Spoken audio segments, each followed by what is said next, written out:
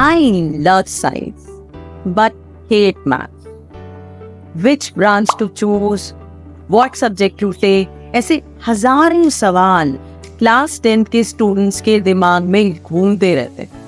ऐसे बहुत सारे सवालों का जवाब लेके आए हैं हम इस वीडियो में। So hey students, I am Ankita ma'am from Bio with Ankita, or we are going to provide you with a step-wise solution for your brand selection and subject selection.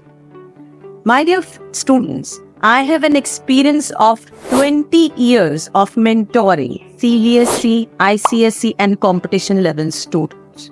So, are you ready to deep dive in this quest of finding the right kind of career path for you? So, let us be ready with the do's and don'ts. What 3 things you have to do? Number 1, you have to find out आपके interest और strengths क्या हैं. I will be explaining everything later in the video, so do not worry. Secondly, you have to find out what are the career aspirations and the long-term goals you are looking for. मतलब future में आप खुद को कहाँ देखते हो, क्या चाहते हो. Number 3, your academic performance. पिछले 4 साल में आपने academically अपने किन सब्जेक्ट्स में किस तरह से परफॉर्मेंस दिया है. Now let us come on to don'ts. Do not take advice from everyone. पड़ोस की नानी, चाची, दादी, everyone is giving an advice. बेटा ये कर ले, बेटा ये कर ले. We do not have to follow this thing. Second, very important and very very relevant. मेरे फ्रेंड ने तो मेडिकल की तैयारी करने का सोचा है, मैं भी वही कर लेता हूँ. मैं इंजीनियरिंग कर रही हूँ, मेरी फ्रेंड भी वही करेगी. ये किसी भी पीयर को फॉलो करने की प्रैक्टिस हमारे करियर चॉइसेस को बहुत हर्ट करती है. तो do not follow your peers blindfoldedly. Thirdly, don't take a chance with a random thought. आंख बंद करके सोचूंगा जो पहला आ जाएगा वही पार्ट कराऊंगा, मैं वही ब्रांच ले लूंगा मैं. तो ऐसे हो गया कि साइंस आएगा कि ह्यूमैनिटीज आएगा कि कॉमर्स आएगा, नो, कोई सा भी लिया और चूज हो गया. ऐसे चॉइस करके हम अपने करियर का ही नहीं, अपने फ्यूचर का नुकसान करते हैं. हमारा फ्यूचर एक तरह से पूरी तरह से बर्बाद करते हैं. सो इस प्री वर्क के साथ अब हम रेडी हैं. So let us do it.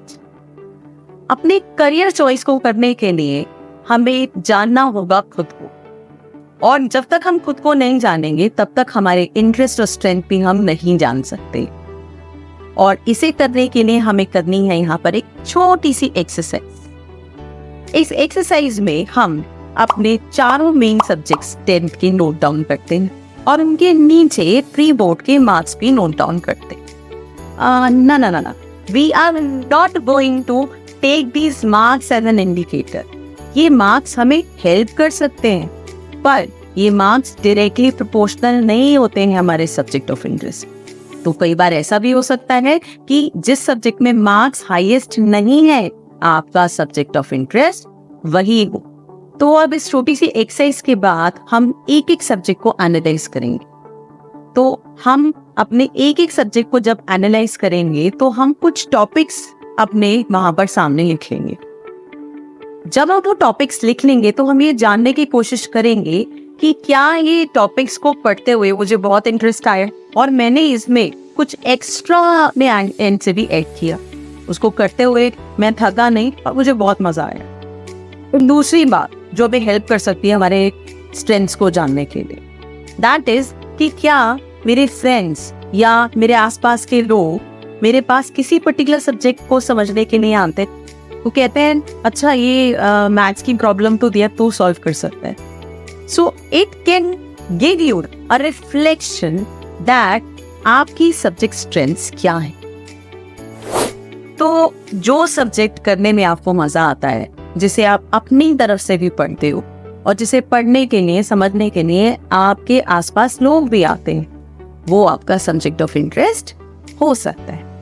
एक और बहुत इंपॉर्टेंट चीज जो आपको फाइंड आउट करने की जरूरत है, दैट इज आपकी स्ट्रेंथ्स क्या है।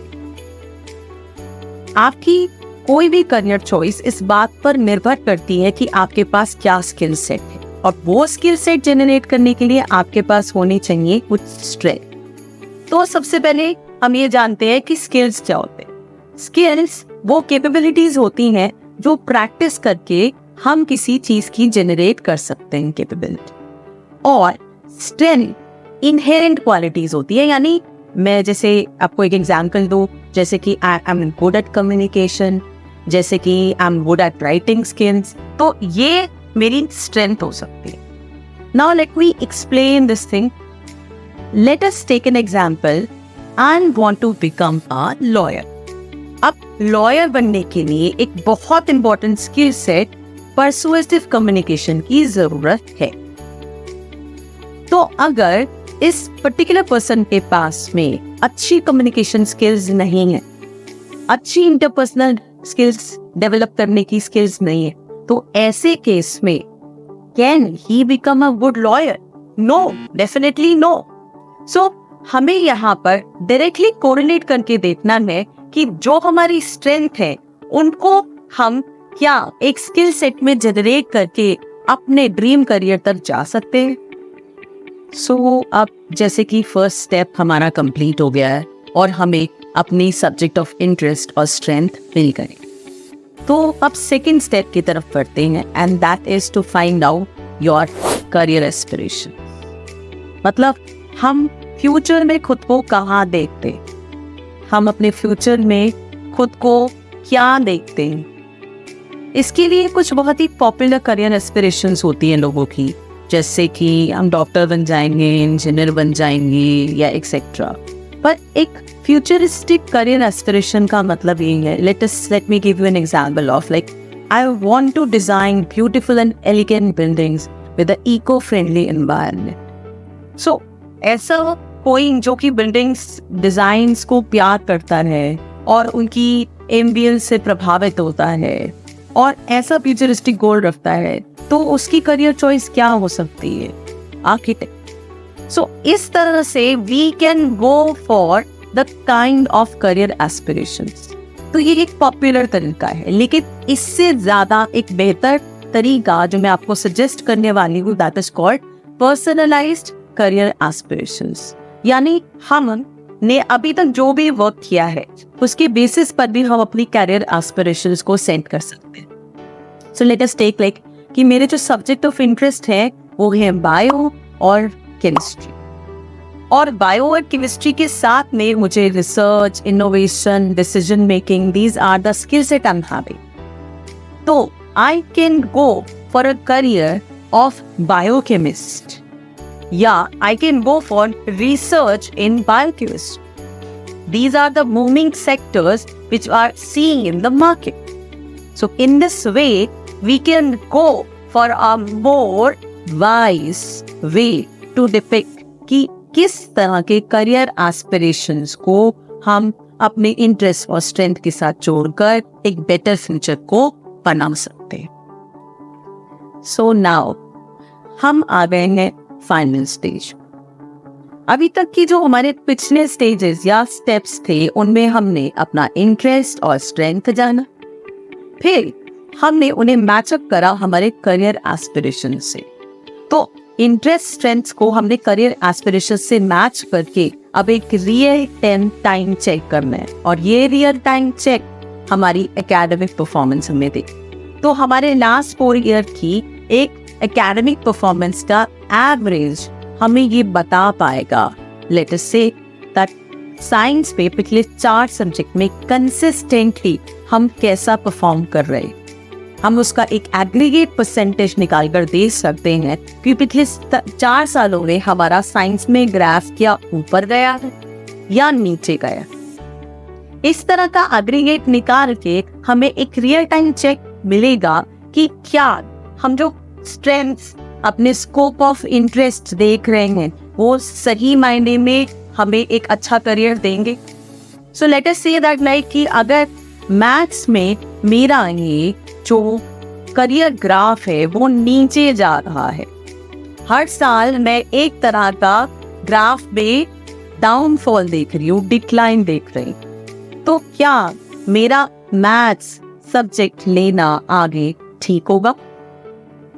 इस तरह से रियल टाइम चेक करके हम अपने तीनों सवालों को आपस में जोड़ के एक सर्कल कंप्लीट करेंगे और इस सर्कल में हम ये जान पाएंगे कि नंबर 1, हमारे इंटरेस्ट और स्ट्रेंथ्स हमारी करियर एस्पिरेशन से मैच करते हैं या नहीं, और अगर वो मैच करते हैं तो क्या रियली हम उन सब्जेक्ट्स में अच्छा करते हैं, और अगर ये सारी चीजें मैच करती हैं तो नेचुरली आपको इन सब का आंसर मिल जाए। अगर आप जानना चाहते हैं डिटेल में इन सभी स्टेप्स के बारे में और कैसे हम फाइनल स्टेज तक पहुंचे, तो देखते रहिए बायो विद अंकिता के साथ आगे के videos. That was all for today's video. If you like and found any kind of value in my video, kindly like and subscribe it. So if you want to get more relevant videos regarding biology, booming sectors, etc., then kindly comment and subscribe now. Thank you so much for watching.